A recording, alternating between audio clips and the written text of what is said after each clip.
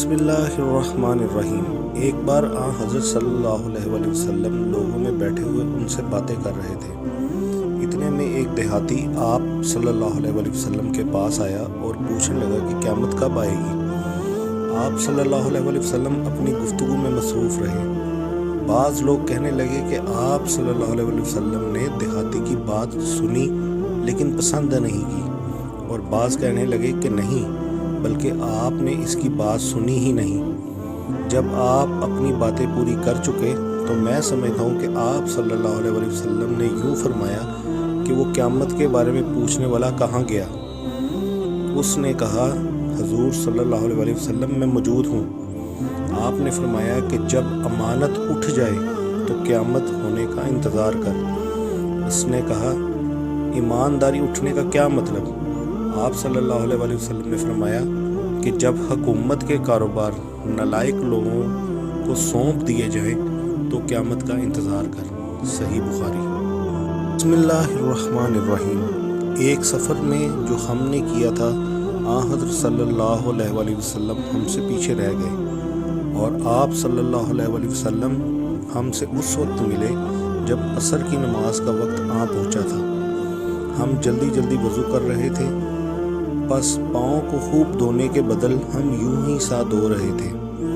یہ حال دیکھ کر آپ صلی اللہ علیہ وسلم نے بلند آواز سے پکارا، دیکھو ایڑیوں کی خرابی دوزخ سے ہونے والی ہے۔ 2 یا 3 بار آپ صلی اللہ علیہ وسلم نے یوں ہی بلند آواز سے فرمایا۔ صحیح بخاری۔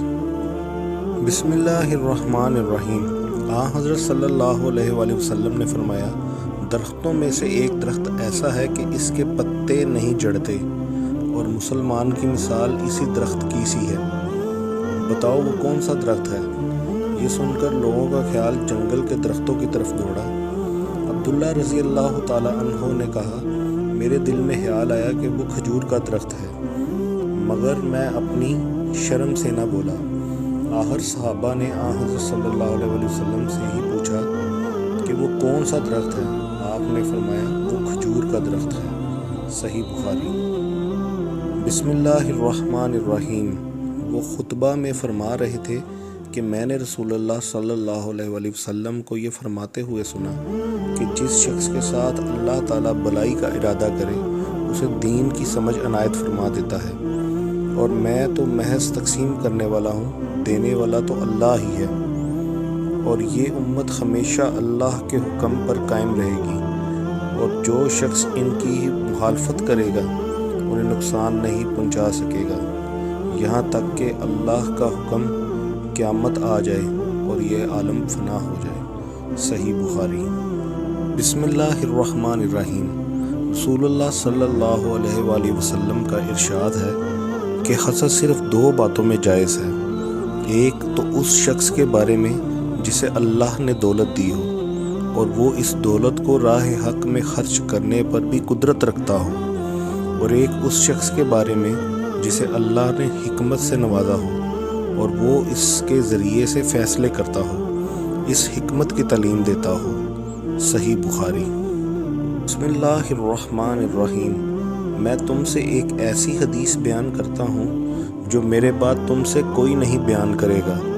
میں نے رسول اللہ صلی اللہ علیہ وآلہ وسلم کو یہ فرماتے ہوئے سنا کہ علامات قیامت میں سے یہ ہے کہ علم کم ہو جائے گا، جہل زیادہ ہو جائے گا، زنا بکثرت ہوگا، عورتیں بڑھ جائیں گی اور مرد کم ہو جائیں گے، حتیٰ کہ 50 عورتوں کا نگران صرف ایک مرد رہ جائے گا۔